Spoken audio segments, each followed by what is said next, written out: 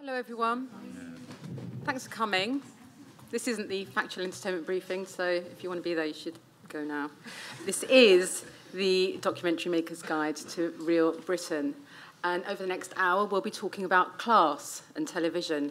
How do we depict it? Should we depict it? What should we be depicting? How reflective are we of our audience? Who is our audience? Many, many questions.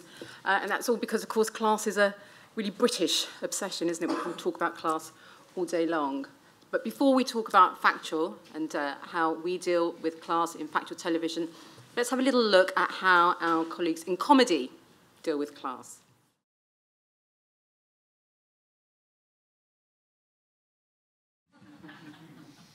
So that's how they're doing it in comedy. And that was the week that was clipped. It's over 50 years old. So class is an ongoing conversation for us all. So today we'll be asking what happens on screen and looking also at what's happening off camera, how our social makeup as programme makers and as decision makers links back to and informs what we see on screen, and asking, in an industry generally regarded as overwhelmingly middle class, how honestly representative do we ever think we can be of the full social spectrum of our audience, and what impact does that have on our audiences when the battle to attract and to keep them has never been fiercer. So if you have any anecdotes, you have any questions during this session, then please keep them. We'll have a Q&A at the end for you all. But for now, to shed some light and some class, obviously, onto the conversation, this is our fantastic panel today. Thank you for joining us. We have Fozia Khan, who is the Channel Commissioner for BBC Two, Brian Hill, who is documentary maker and managing director of Century Films. Guy Davies is commissioning editor for Channel 5, and Dr. Mark Taylor, who is a social scientist and specialises in social inequality. So, Mark, just to get the frame of reference clear and the ground rules clear for us all, so that we all know what we're talking about, can you just tell us a little bit about how do we define class, what makes up what proportion of class, the different classes in British society, and how do we, in this room, how can we define which class we are? So class has an incredible amount of cultural baggage in the UK that I'll try to avoid going into as far as possible. But when we want to sort of discuss what class we're describing somebody as being in, we normally do this on the basis of the kind of job that they do, or the kind of job that somebody else in their household does, you know, if they are a stay-at-home parent, for example. And in terms of what class somebody comes from, what we base that on is answers to the question, what kind of work did the main income earner in your house do when you're about 14? And so we're not asking about, did your parents go to university? We're not asking what kind of house did you live in? We're asking, what did your parents do? And that tells you how we get there, but it doesn't tell you what the classes actually are. In terms of numbers, what we normally deal with is about 29% of people in the population are what we refer to as coming from middle-class backgrounds. That's people whose parents worked in jobs that we would describe as managerial or professional, and that includes things like, you know, pilots, doctors, CEOs, but it also includes jobs like nurses and teachers. People who had one parent who was a nurse and another parent who was a teacher often don't think of themselves as being from middle-class backgrounds, but sociologists generally do. And then about 36% of people are what we might put in a sort of intermediate group, which you would think should be called middle class, but we don't, which includes jobs like sort of working as a plumber, working as a receptionist, working as a foreman. And then the jobs that we refer to as working class jobs, it's about 35% of the population, so a little bit more than a third of the population coming from what we might refer to as working class backgrounds. This includes people who work as cleaners, work in factories, bus drivers, and so on. If anyone's not sure which they are, come and find me at the end.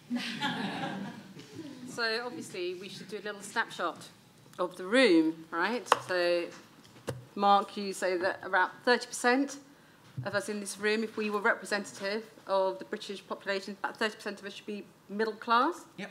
Okay, so according to Mark's definition, if you feel like doing it, please don't feel obliged, and you and the panel, of course, according to Mark's definition of what your main income earner was doing when you were 14, how many of you would describe yourselves as middle class? I would say that it's a bit like that. A bit like that. Yeah. So I would say that is definitely more than a third of people in this room are middle class. And that really is the crux of the conversation today, isn't it? A snapshot of the UK TV audience 2 weeks ago showed that about 50% of the TV audience is what we call C2DE in television, which is about representative of the British population. So how is Factual dealing with that? Before we start the conversation, let's have a look now at what Factual, just a snapshot of how Factual is dealing with class in the UK today.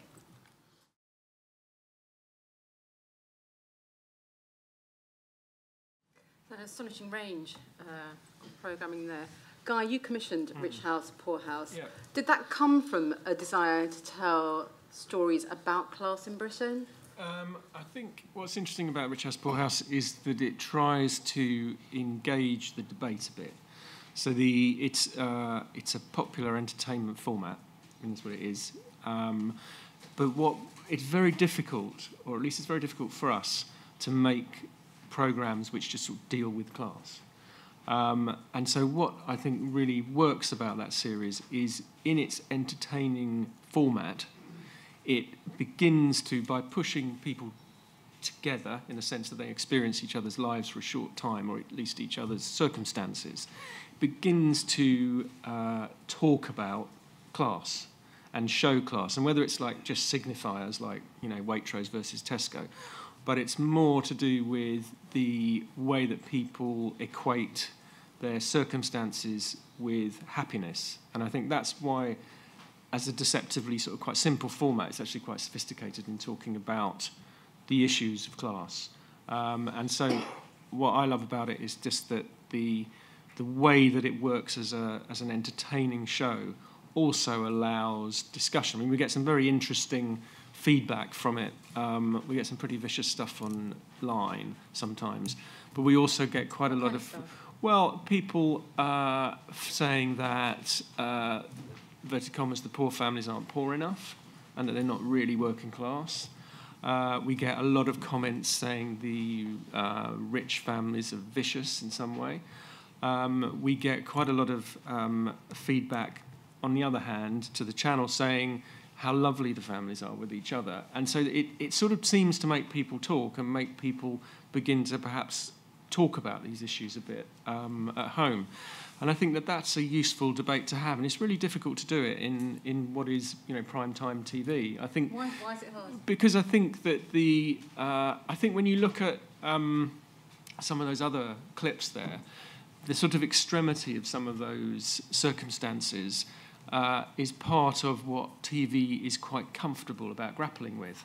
There are always going to be series quite legitimately about experiences at the lower end of the income stream, and there are going to be experiences of Tatler or whatever which are right up the other end, which, can have a giggle at, and you can say it's like anachronistic and the rest of it.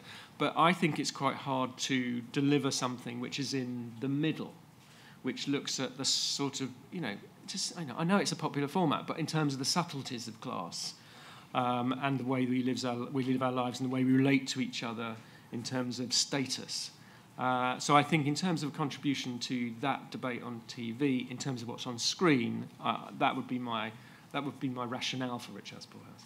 And Brian, when you watch that Rich House, Poor House clip, do you agree with Guy that that's a good way to depict the working poor? I think the key thing to take from what Guy was saying is it is a popular format, and it's it's kind of entertainment. It's not the kind of thing that I would make, and it's not the kind of thing that I would typically watch. But I think in the climate we have today, it's very hard to do stuff that to set out and make a really serious documentary about something about class that's very explicitly about that subject. So if Guy is sneaking in issues to do with class and exploring issues of class through a popular format, then fine. I think that's a good thing. I think it's very difficult in other areas to be so explicit. And Foz, you made Tatler, which is of course dealing with class in a completely different world. When you see it in the context of those other clips, can you just talk a bit about what the process was in getting that a depiction of class onto screen? It was really interesting actually when I said that when I told my husband that I was gonna make a series about Tatler, he was like, "Why would you want to do that? You know, you're from working class background, you know." And I said to him, "Well, actually, these people are very powerful and they run the country, and it's important to know who they are and understand them, and not in a sneery way, but just to find out who they are." So, you know, we just made Claridge's, which, you know, everyone loved. So we went and pitched to Tatler and got access. And as soon as I walked into that office, I just thought, God, this is a world I know nothing about. I mean, God, you know, this is so the other end of the spectrum for me. And you know, as filmmakers, that's what we do, isn't it? You go into these worlds and you just observe, and we wanted it to be funny because they're quite funny, and they can take the piss out of themselves a bit as well. So, you know, we made something that reflected that. And do you think that there's something in that, the treatment of those influential people, and about how you can treat them because they are the power brokers, as opposed to the poor people in Rich House, Poor House? I mean, they're certainly more robust, I have to say. You know, they're very confident. I mean, it really did strike me when I walked in how confident they were. But, you know, they've you know, just like everyone else, they're worried about how they're depicted. You know, they have all the same fears of being misunderstood, and, you know, they feel picked on as well. You know, that, you know, people you depict them in a stereotypical way, and that's not what they're about. So they have quite a lot of the same fears, actually. And you touched on walking into that room and making that program, coming from a completely different class background to them. There's something isn't there, in the authenticity of the voices we depict on screen, and how we ensure authenticity. Brian, you've made a lot of films in this, not in Tatler, but in this territory of telling working class stories. So just tell us a bit about how you approach the concept of authenticity in your storytelling. Well, I think it's the same whoever you're making a film about, you know, whether it's a working class community or a middle class community or some aristocrats. I think you go in with the basic principles of being honest with them and with being respectful towards them. And I've kind of learned over the years that I can't really make films about people if I don't like them. If I really dislike them, then I can't make a film about them, because I just can't. I need to find something about somebody that I can like or respect or admire, even if you could have made Tatler. Yeah, sure. Because I think, you know, from looking at that, I think some of those people seemed amusing. I'm sure they're products of their background. You know, they were made as they are. I may have made a very different film, but I think I could have made that film. Yeah. Isn't there a point here about, which I thought was interesting, what you're saying about the confidence of contributors in terms of being able to deal with the process of having films made. I mean, there's a kind of with Tatler, or, you know, with other subjects of that ilk, there is you deal with people who kind of have a different confidence in life and about the world. And I've always found that it's part of my obsession with class and television is really whether we give what we might call working class stories, whether we're fair in terms of being able to allow people to tell their stories and feel confident about telling their stories in a way that people who are naturally confident do. Do you see what I mean? There's a difference there in the way that contributors. I agree with you completely, and I think that, I mean, you do get some, you know, I've made films with working class contributors who are very, very confident, but on the whole, I think, yes, there is a difference in confidence level. And one of the reasons I started making films that are, you know, I make documentary musicals, I make films where people perform poetry, and one of the reasons I started doing that was I felt increasingly uncomfortable about, you know, allowing people in my film.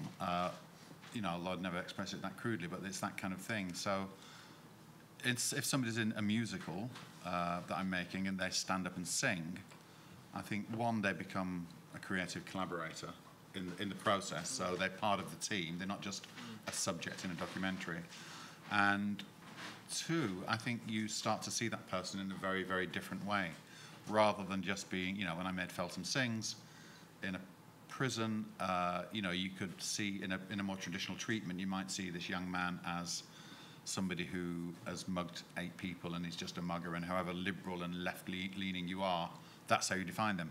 But when that kid stands up and sings a song about his background, I think you see them in a very, very different way. And I think that's been an interesting process for me to kind of develop that way of working. I think this idea about natural confidence is quite an interesting one, because one of the things that you sometimes see about policy discourses about class inequality is if we can just make working class people more like middle class people, then we'll resolve the problems. And so we just need to make them more confident. But in that Tatler example, I think it's not that they're naturally more confident, it's every single person working at Tatler will have a friend who is a documentary filmmaker, because they went to university with them, or they went to school with them, and they can give them a ring. If they don't, they probably know somebody who works in PR, and they kind of know what to expect. And if they're not sure what's going to happen, they're well-resourced, they can get on the phone, and they can figure something out. Whereas if you don't have those kinds of social networks and social capital, then, you know, the confidence is born from the fact that if you need to sort it out, then you can. And I think talking about natural confidence might be a little bit, it's not quite the word that I would use, because it's not natural, it's contingent. So it's about access. Yeah. It's about access. So when we look at those clips, Mark, and they're all dealing with class head-on, is that usefully insightful? Or is there a danger that by looking at it so directly, we fetishise classes and we actually increase the separation between them rather than bringing more understanding? So I think Tatler and Britain's Forgotten Men are quite interesting examples because, Guy, as you say, it's really people like quite far into the extremes of social classes. Most people who are middle class don't read Tatler, would see that kind of community as completely anathema. And actually, like, a lot of the way that class operates is relatively more mundane than what's represented there. I don't think it's inaccurate, but I think if you watched those two shows and you concluded that you knew everything there was to know about class in Britain, there'd be quite a lot of important dynamics that you'd be missing out on. And I mean, naming no names, I sometimes watch sort of documentaries about working class communities in Britain, and it comes across a bit like a 1950s anthropological study where you have a group of very well-meaning, interested filmmakers who absolutely believe in the importance of understanding social inequality and grappling with issues of social inequality, and kind of don't get it. So they go in as outsiders, and they genuinely are doing their best. This isn't a criticism of any of them as individuals, but you can imagine that if they were making a documentary about their own experiences, it would feel more natural. So when we start talking about who is telling the stories, then I think everyone on this panel has got something to say about that, but we've got a few clips which include some of your work that we can just have a look at before we start talking about that.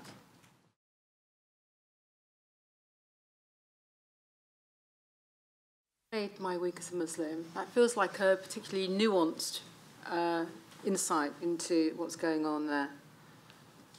Yeah, so I wanted to make this because I'd made another series called Extremely British Muslims, which was on Channel 4, 3-part series, and I'd wanted to make that because prior to that there'd been a lot of films on TV about jihadis and ISIS, and I just wanted to make something that depicted Muslims in a different light. So I made this series. It was really tough. But, you know, it got great reviews in The Guardian and, you know, it got decent viewing figures, but I just felt like it was preaching to the converted. You know, we were making a nice film about Muslims for open-minded, liberal people. And I really wanted to make something that was going to reach a broader audience. So this is not the sort of thing I usually make. I don't really work on sort of more formatted programmes, but it was just really important to me that we were reaching a different audience. Because usually I make things that the Daily Mail hates, and that's good. I think that's good. But actually, the older I get, I think, no, that's not good. You know, we need to engage with different kinds of people and bring challenging content to different people. And so, you know, made this, and it got a 4-star review, and you know, got a great review in the Mail, got a great review in the Telegraph, and I was really pleased. And lots of people watched it that would never normally watch something like that, And, it was dealing with Islamophobia, and the Manchester bomb went off while we were filming, and I think, a lot of people were affected by it, and so I was really proud of that. That scene where there's the working class, white working class woman dressed up as a Muslim, and she's then comforted by somebody else, having been abused by another. It's just, there's something in there about showing the separation between the different approaches, so it's just not one homogenous group, it seems. No, and we worked very hard to cast the Muslim family, and Katie, who, when we met her, said some deeply, deeply offensive things, but I knew she was a decent human being. She just never met a Muslim before, and it was really important to us that was right. We didn't want someone who was an out-and-out racist. We wanted someone who was, just had these views because of, they were a product of their environment and they didn't know any different, and actually taking them out of that environment, putting them somewhere else. We worked very hard in the casting to get that, because she could reflect on it. And there's a great scene after this where she goes and sees her mum, and her mum breaks down, and she says something really quite shocking, actually. She says, "I feel disgusted with myself that when I see a Muslim person or a child, I think these really dark thoughts." And it was just a really brilliant moment that she could acknowledge that and talk about it, And how much of that do you think you got to because you are a working class person and a Muslim coming to that programme and making that documentary? I think it was quite important, especially with casting the Muslim family, because I knew, I kind of knew what I wanted, and I knew what sort of family would be up for it, and also then getting them on board. That was a big deal for them to meet me and to try to understand where I was coming from. They'd watched Extremely British Muslims; they liked that, so that all helped us to get the right kind of family. And then I just think, working from, coming from a working class background, I think you just understand the complexities of being working class, and how things aren't black and white, and people's lives are, they're really complicated, and it doesn't make them a bad person. It's just, again, I keep saying this, but you're a product of your environment, and if your environment is a certain way, then you behave in a certain way. And so I think coming from that, it's interesting, I did jury service recently, and it was really interesting how divided the jury was, because half the jury is middle class and half of the jury was working class. And the middle class jurors couldn't understand why this person had done certain things, because it didn't make sense. It wasn't logical, like why they would do this, and then they ended up in this situation. Why didn't they do this, and why did they do this? But when you come from that background, you understand that you make those decisions based on your needs at the time. So I think it just gives you an insight into people's lives, basically, when they come from that kind of background. So I think it's really important that we have people who understand that. And Brian, when you walked into the world of Slaughterhouse, did you feel you had better insight than somebody who's middle class going into that world? I thought I would have done, because the slaughterhouse was in Oldham, and I grew up a mile away from that slaughterhouse. So I thought, and it was a film about white working class men, or supposed to be a film about white working class men, and the men in that particular town in Oldham who feel forgotten and lost and abandoned. And I thought that as I'd grown up a mile away, they'd welcome me with open arms, and as a long lost brother, and I couldn't have been more wrong. They just thought I was some southern Jesse, because I said, no, I live in London now, and blah, blah, blah. So as far as they were concerned, my background was of no value, because I'd become something else. So I had to fight really hard to get their trust and to get them to open up and to talk about, all sorts of things. So there's no guarantee that because you come from a certain background that you'll necessarily get the access that you want.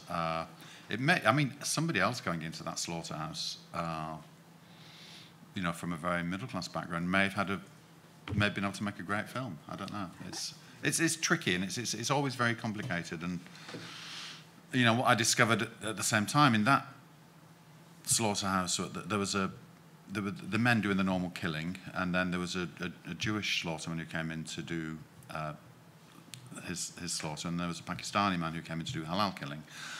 And so you had Jews, Muslims, and nominally Christians all spilling blood under the same roof, and I thought that would make an interesting film. And what I discovered was that none of them spoke to each other. None of them liked each other. None of them would, even though they were all in the same building, they just kind of despised each other. And that was really, really sad, a really sad experience. And some of those men who you saw in the clip, they would say really foul things, really awful things. And I found that very hard to, and I challenged them, quite often about it. And, about... And are you challenging them from a middle-class perspective now? Are you challenging them from somebody who's coming from that world? I suppose I'm challenging them from the perspective of somebody who's been educated and has grown up and seen more of the world than they have. I mean, some of those guys had never even been to Manchester, which is 7 miles away. And the idea of coming to London was like, why the fuck would I go to London? What have they got down there? They were just like so ignorant of the world. So, I would challenge them and try not to be kind of super middle class about it. And it didn't really get me anywhere. I didn't change anybody's opinions. I mean, the one interesting thing that somebody said to me, the foreman said to me one day, we've got all this racial tension in the town, and you get these people coming here and they get given handouts for nothing. And it makes me into a racist. And I don't want to be a racist, but I'm being forced into being one. And I thought that was a really interesting thing to say. Mark, when we talk about authenticity and we talk about who's telling the stories, who, from the research which you've done, who are telling the stories? So when we talk about, I mentioned earlier that about sort of 34-35% of people are what we would classify as being from working class backgrounds. In the sector broadly, so thinking sort of across film, TV and radio, the reason that they're just grouped together for largely tedious procedural reasons, we're looking at about 12% of people are from working class backgrounds. And to put that in a bit of context, so that's fewer than working in finance, which is about 16%, but it's more than medics, which is about 5%. However, film, TV and radio is quite a big category. If you break that down a bit further, because, the majority of people working in film, TV and radio aren't commissioners. A lot of them are runners. A lot of them are technicians in various different capacities. If you're looking at people in more senior jobs, so people in sort of officer and commissioner roles, we're looking at 3% of people in film, TV and radio come from working class backgrounds, which isn't a lot of people. And so this sort of raises questions about, who's making the decisions. It might be that 3% of people are actually tremendously powerful, and it's those 3% of people who are influential in making sure that sort of tasteful and sensitive work gets commissioned. But from what we've seen, it's this tension that I alluded to earlier, people who might think of themselves as being from working class backgrounds because maybe they didn't go to Oxford or Cambridge. Because when you work in the sector, you're surrounded by people from such privileged backgrounds that your sense of normal changes. If you went to a post-92 university and you grew up in a household where, I don't know, your dad was a teacher and your mum was a nurse, and then you work in telly and everybody is from such radically more privileged backgrounds than you can lose a sense of normal quite quickly. And I think those questions of who are your friends, who are your social networks, how much do you think is a normal amount of money to get paid, it can get quite distorted quite quickly. I think I lost my sense of normal pretty quickly. I think that's absolutely right. I think what's interesting about those clips was that what I find interesting is if there are stories that are told like those, which are more subtle in terms of they're looking at the attitudes in Britain, rather than kind of polarising. I mean, there's a lot of films made about, the extreme right and the working class right and all the rest of it. Whereas what Brian touched on, and what Foz got in terms of those relationships to each other, was a very natural part of Britain, which I think sometimes we as people who are either commissioning or making telly kind of a bit scared of. It's easier to make a film about the extreme right. It's easier to make a film about really horrible people on the extreme right than it is to be subtler and explore the attitudes in a slaughterhouse in Oldham. It's just more subtle. And I think, the funny clip from Bargain Loving Brits, which I think is a good fun, no knobs on kind of show, is that it is a kind of joyful show about people And that's, I think, just quite exciting and interesting and fun. And, so I think partly what we tend to do is compartmentalise people all the time. And I agree with you. It's, I think part of the problem is that we have a sort of a sense of reality within the business. And that, what's, who's making what. And you're right, it's the people and it's the comparisons that you make socially of the people who are in broadcasters or who are in running production companies. And, I could probably name you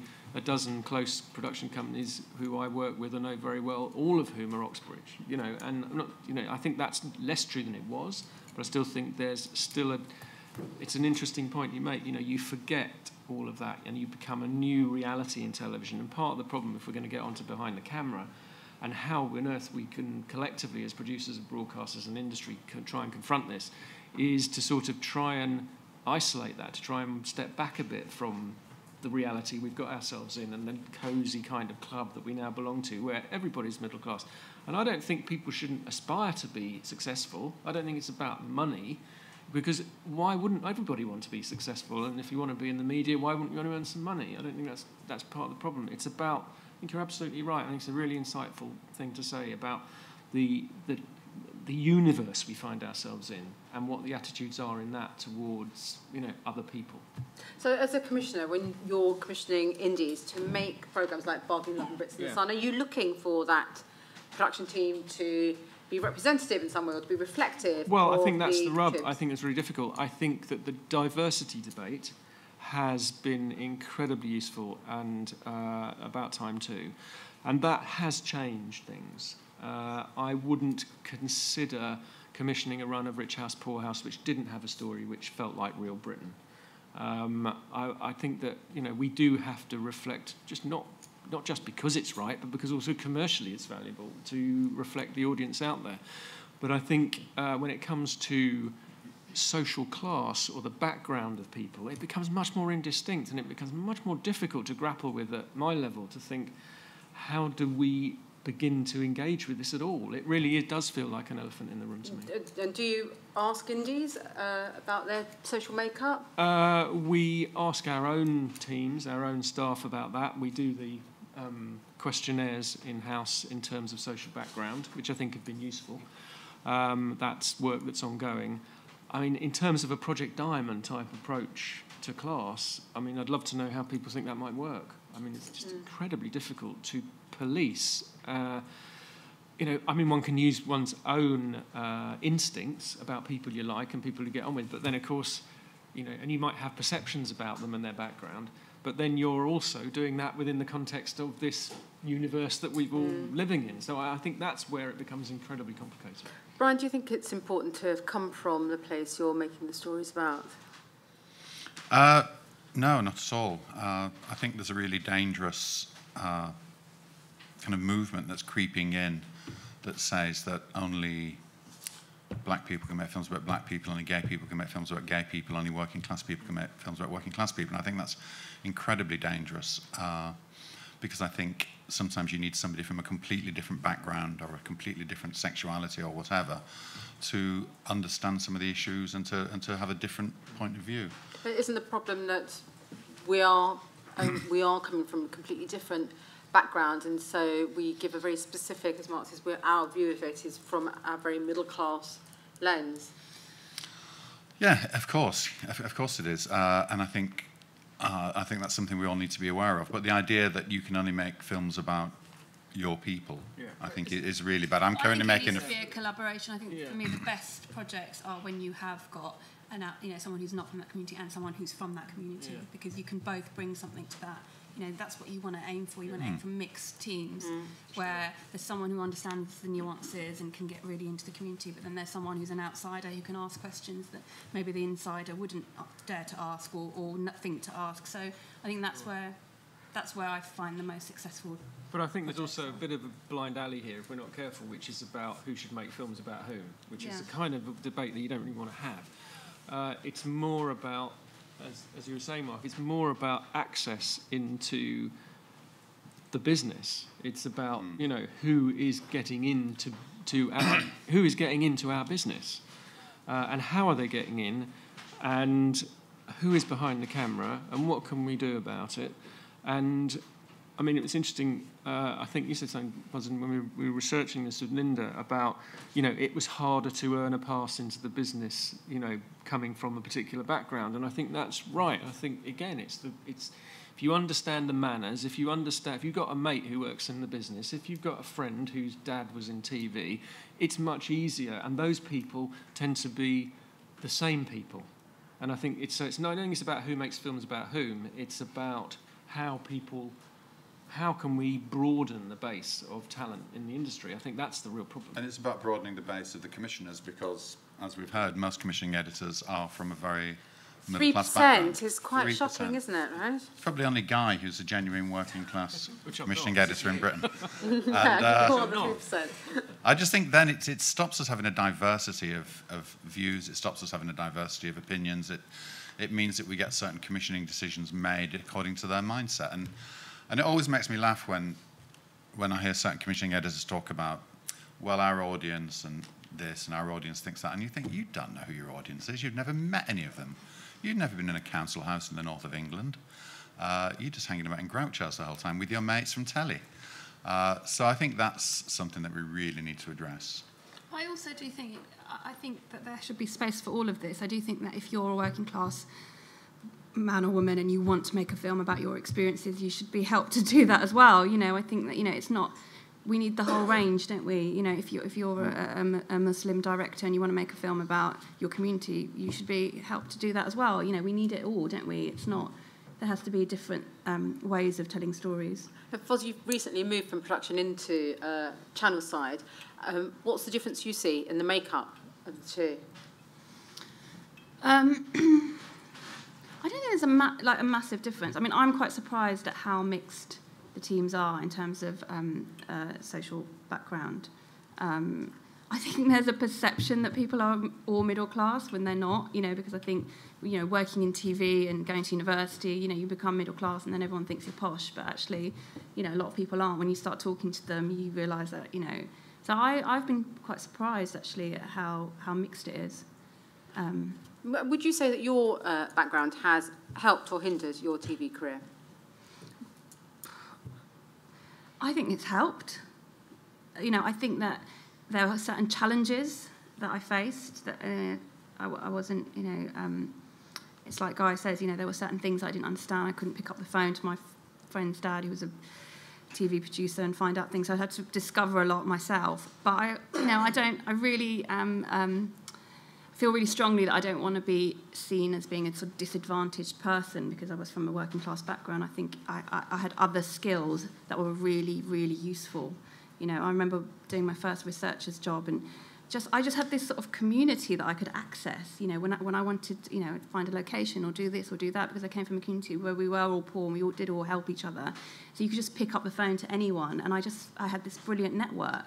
So there were other things, there were other advantages, but yeah, I mean, there are times when you're like, okay, I don't, I remember this editor laughing at me because I didn't know what this bit of classical music was. And, there is a sort of cultural snobbery that is quite difficult and it makes you feel a bit ashamed. And, that's something that I've had to overcome because, I didn't, my parents didn't speak English, they didn't read, I had to discover all those things myself. We didn't have dinner table conversations about films and books, I didn't grow up with all that. So, there are huge gaps in my knowledge when it comes to certain things, but then I know stuff that they don't know, so it's just about embracing all that and not feeling like, just because you don't know about that classical composer or that film or, that writer, that you're somehow inferior, so we've looked into this quite a lot, and I think cultural codes and cultural signals are really important. We shouldn't play those down. But often when we talk to people about, what their barriers were trying to get in and the reason why they ended up giving up, so, somebody who didn't go for that next promotion, didn't go and spin out and do those sort of production jobs, is often just straight financial and other kinds of resource. So if you can't afford to work for nothing, then you can't work for nothing. Then you can't take the unpaid internship that something like 80% of our under 30s reported having done. If your parents live in London and you can ask if you can stay in the house and they say yes, then that makes things a lot more straightforward than if you have to come across the country at no notice in order to do a running job at 7 in the morning. And so I think when we're talking about these sorts of issues of inequality, cultural codes are really important. I've got loads of examples of the ways that people have been caught out by them, but I also think it's important to just remember the financial stuff and how much of the sector assumes that people can afford to work for nothing for 6 months to build up their portfolio. And it's not always being exploited by other people. You know, sometimes people's careers are sort of built on having been working on their own, doing their own thing, putting together something really cool, which they've been able to sort of debut. They're not being exploited by an individual company or an organisation, but because they're able to put the work together, that's helpful from a portfolio perspective. And I really think it's important to reinforce, if you've got money, often from your parents or from some other kind of bit of background, there are things that are just easier to do. But I don't think you should let certain production companies off the hook either, because I think one of the things that's happened in independent production is that increasingly multinationals have come in and bought up independent production companies, and they are then there purely for profit. And I think probably we all know that when somebody gets a budget for a particular production, in certain production companies, they will immediately take 20% of that budget. So then they don't have enough money to make the program properly, so what do? They cut the wages and they impose terrible conditions on the researchers and the APs and the people at the bottom end. And I just think the employment practices in broadcasting are terrible. I'm not particularly talking about broadcasters, I'm talking more about the big production companies. And I think they really need to be brought to book, and I think that people like Guy at Channel 5 and the other broadcasters should be auditing some of these companies and saying, where did the money go? Did it go on the screen, or did it go into your bank account? Can we just talk a bit, Brian, then about Century Films and... Whoops. Have you ever asked any... That's the company sale out of that. do you ever ask anyone to work for free? No. And we do have people offering to come and be interns, and I always say no. I'm kind of old-fashioned in that I think that people should get paid for the job they do. So I'd rather not have somebody working for nothing. We're not the best paying company because we're small and we don't have the money, but we do pay people properly. And what about in a broader kind of sense of your hiring policy, when you've got these applications coming to the door? What are you doing? Are you thinking, I want to be representative of my audience, or how are you hiring? Well, for a long time, myself and my partner, Katie Bailiff, she's from Morecambe, I'm from Rochdale, and for a long time we used to have this policy of really favouring people from the north of England, which was probably not fair, but we were kind of known as the Northern Company in London. And we don't particularly do that so much anymore, but it was a kind of, I think probably an unconscious policy that we had. And it does not, we're not impressed by somebody having a degree from Oxford or Cambridge. Particularly, we're more impressed by the kind of short films they might have made, or how they present themselves, or the energy they've got. So, I think we're fairly... we try to get the best people, but we don't particularly care about their education or their background. I heard that acknowledgement of your unconscious bias, or maybe even your conscious bias towards people from the north of England. Foz, do you have a sense that when you're hiring people, you're looking for people who are from your background, or? Yeah, I mean, I unofficially mentor and officially mentor quite a few people. I was really struck recently because I was interviewing an AP, and the first thing she said to me was, I'm from a broken home, and I'm from a single parent family, and that before even talking about her CV or her work, she was defining herself in that way, and I sort of said to her, there's much more to you than that, and it's it's great to talk about that, but don't become a victim. It doesn't serve you to define yourself in that way. And that's something that I talk to people quite a lot. That whole idea that you're disadvantaged, don't buy into that, because you have other advantages, and don't let people look down on you or pity you or kind of patronise you, because you know things they don't. So that's really important to me when I'm talking to people. So should we have more formal approaches? This guy, you're from a big broadcast, from a big broadcasting organisation. I personally, I think we should. I think that the production community should probably have more clear techniques to help. What do you think about Brian's idea that you audit the production companies about who they're employing? Well, I certainly think it would be useful to talk to producers about that. You know, I don't want to say we're going to do it, but I think it's certainly an interesting question to talk about. I think from the Viacom point of view, for example, we're doing things like blind CVing in certain, they are more junior levels. We're doing, you know, as I say, the questionnaires and staff to try and get a sense of the social makeup of the whole of the operation in London. And then we're also, I know, doing some work in sort of what I think people more expert than I call cold spots of social immobility, to see how we can research that. So I think things are beginning to happen.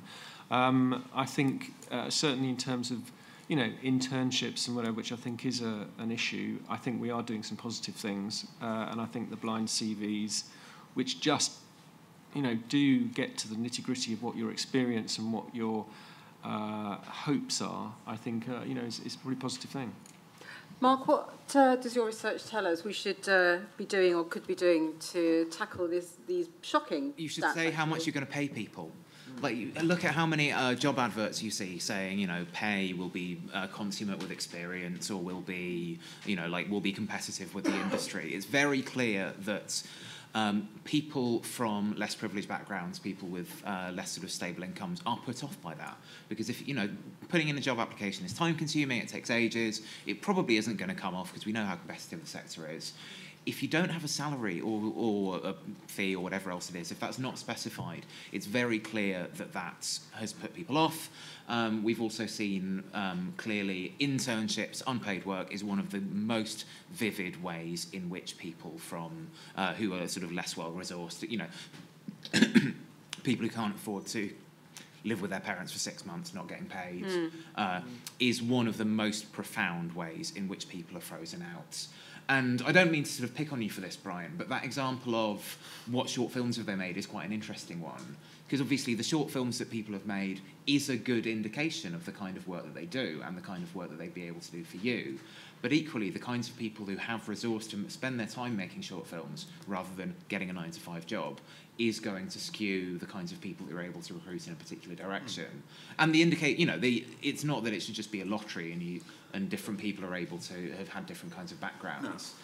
But I think that's one of the mechanisms through which, even though the decisions you're making are completely legitimate, it's easier for people from some backgrounds to do better in that sort of interview scenario.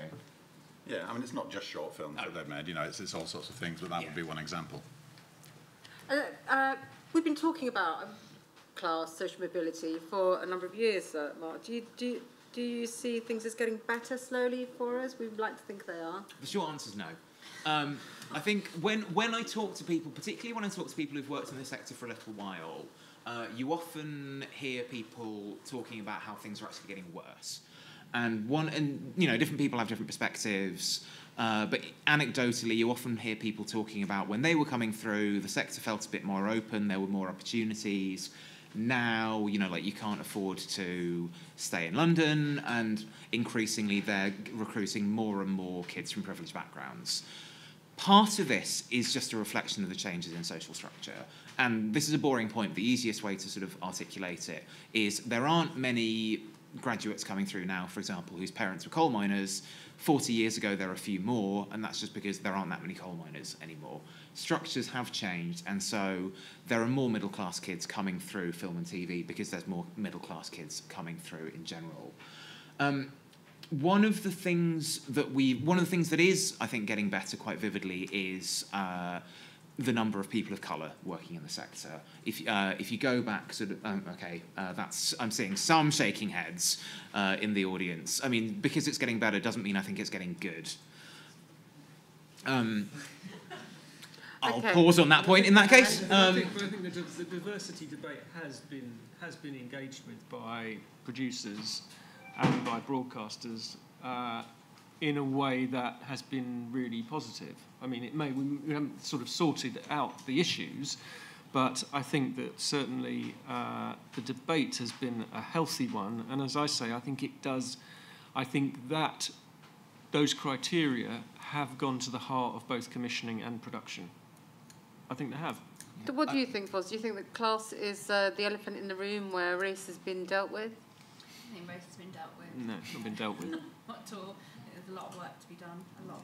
I mean, maybe on certain levels, but sort of the higher up you get, you really notice it. I think that's a really important point, actually, and that's particularly relevant in terms of discussions of people of colour, is that while the numbers of people of colour working in the sector might have increased over the last decade, it doesn't follow from that people of colour in commissioning roles, in managerial roles, has correspondingly increased. And if we end up in a scenario where, there's a bunch of junior researchers and runners getting paid almost nothing, there's more of them from working class backgrounds, I don't think we can really see that as a success, because it means the sector's just exploiting more working class people. Well, I think that that's a good moment to open up to the audience, and if you could just wait for a mic. Hello, I was one of the people shaking my head fairly, I'm a working director, producer director. I'm also on the board of Directors UK. We look at ethnicity and race, and we know that, and we produced a report not that long ago called Readdressing the Colour Balance. In that, we identified that factual programmes in this country are made by less than 2% of factual programmes are made by BAME. And anecdotally, we're still investigating that, and it's getting worse. So I don't see how people can say. Now, one of the factors that I think does affect it is the fact that BAME have longer and longer between jobs. And so they tend to fall out of the industry for financial reasons. So it's not a sustainable career for them. And I think that financial aspect has to be looked at. They have to be given more opportunities. Their CVs become more eclectic because they take any job because they can't afford to be out of work for as long, and then that gives employers a perception that they're not focused. And so I think there has to be a real look at why BAME don't do as well in the industry.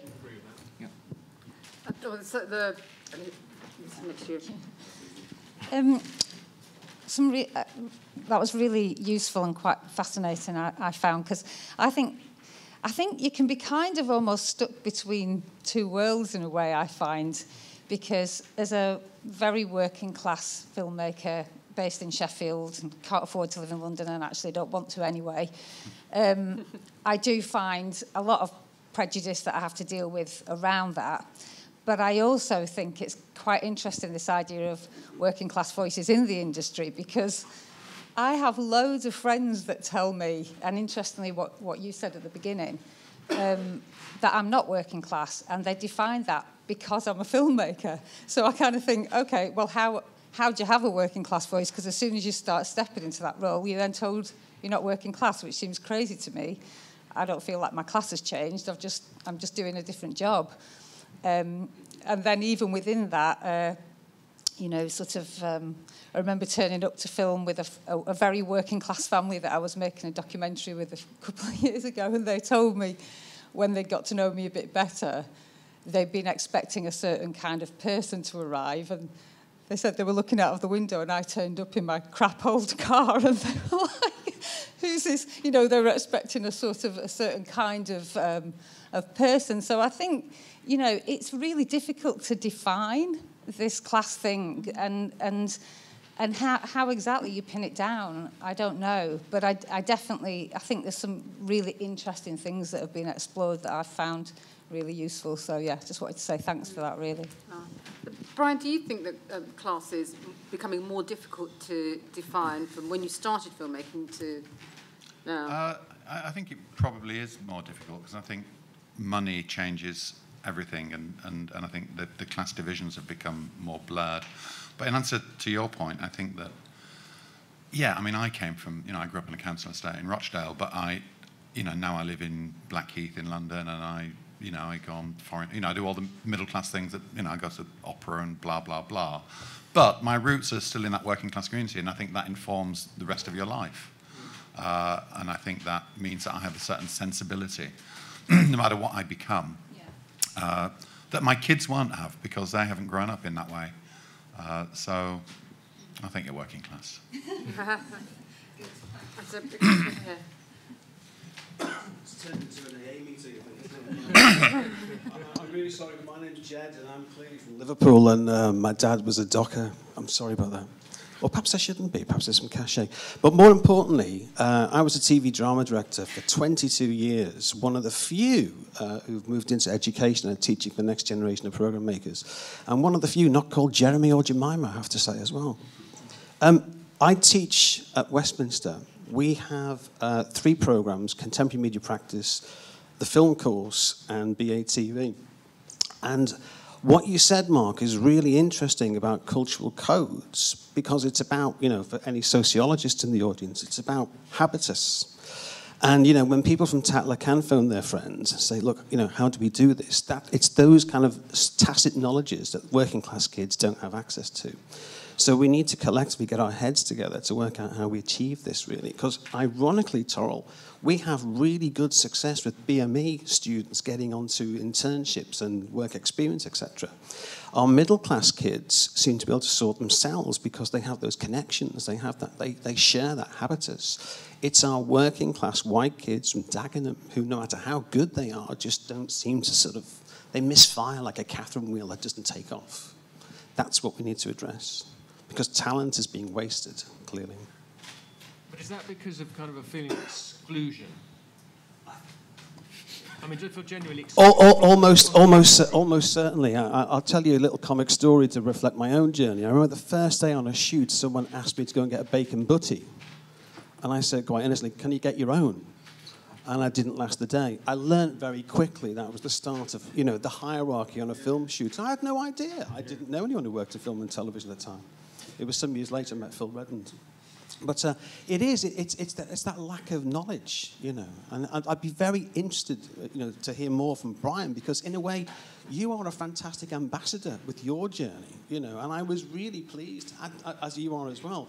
You know, it's contact with educational institutions and sharing your stories and your biographies that empower people. Because otherwise, kids just think, well, I didn't go to Oxbridge, so I'll go and be an optician because I'll still be working with lenses. You know, and it's surprising the amount of kids who do that. Oh, it's a question over the back. Hi, yeah. Excuse me. Yeah, I wanted to pick up on the point that Torrell made about BME and gaps in CVs. I have an invisible disability, and one of the challenges that I face and that other disabled people face is the same, that we have longer gaps in our CV and we're able to perform a narrower. Our options aren't as broad because there are limitations to do with location and so on. And Guy made the point about blind CVs, and I don't know what the answer is, but those gaps don't work on a blind CV system, so I just wanted to throw that out there. And also, Mark, I was interested because disability and also addiction and chronic illnesses can be a driver, or largely are a driver, of finances, and they affect all classes. And so, of course, there are also assumptions made when you sound like you're middle class about your financial state. And then finally, linking into that, if you're doing your own projects, what I have found, because has anyone seen the film Unrest that was here last year?